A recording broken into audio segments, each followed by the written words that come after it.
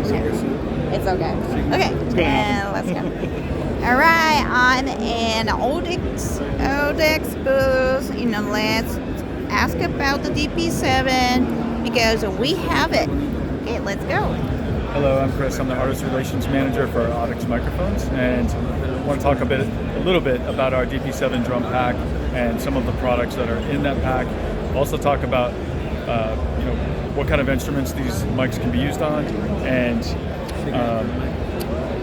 mic placement as well. So why don't we start with the D6? This mic right here. It's probably a studio standard for us at this point. This is probably one of the mics we're most known for.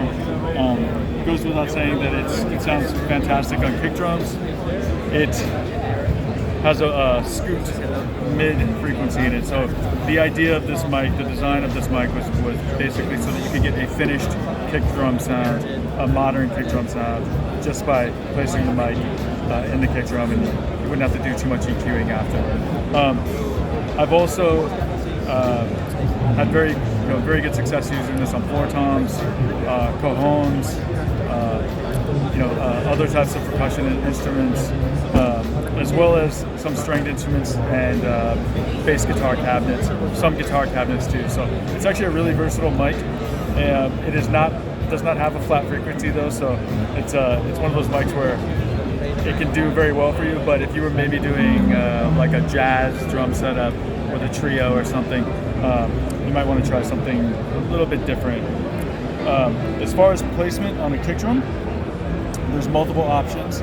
What we recommend is to have it, if this was the hole on a modern kick drum, we'd recommend that you put it inside the kick drum, not right on the hole, but a little bit inside, and maybe even angle it a little bit to where the shell of the drum meets the drum head on the beater side. So if this was the kick drum, you might put it inside the hole and just like that. And this is the side where the beater is and the shell.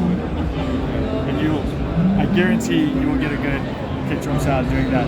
You also have another opportunity to try miking from the outside. So we don't really recommend putting it just right in the hole. You can, but that's not how this mic was designed. You'll get a better sound if you put it in a little bit, or move it away from the hole and maybe go outside just on the drum head itself. And that is our D6. Okay, yeah, let's go for it. The next one. Yeah.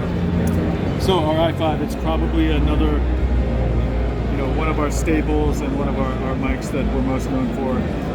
I love this microphone. I call it the 57 killer, but it's a very, very versatile mic. Very broad frequency range for a snare drum mic.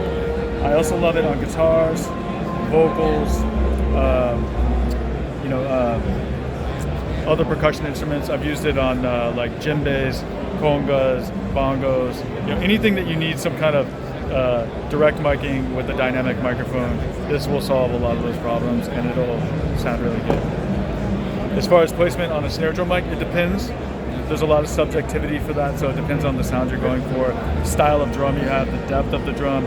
But generally, the guideline would be, you obviously want to aim it to where the sound is coming from. But if this was the rim of the drum, you want to generally on top for the top, you want to place it inside the rim of the drum and angle it a little bit so that you can capture some of the low end. The closer you get, the more proximity effect you're going to have and capture more low end. But you also want to get the head as well as the stick attack from the drummer when they're playing. You can play with the height to your liking. There's no one way to do it.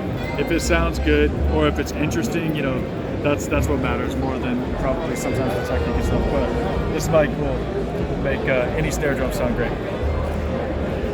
All right. Thank you so much. Thank you. Thank you.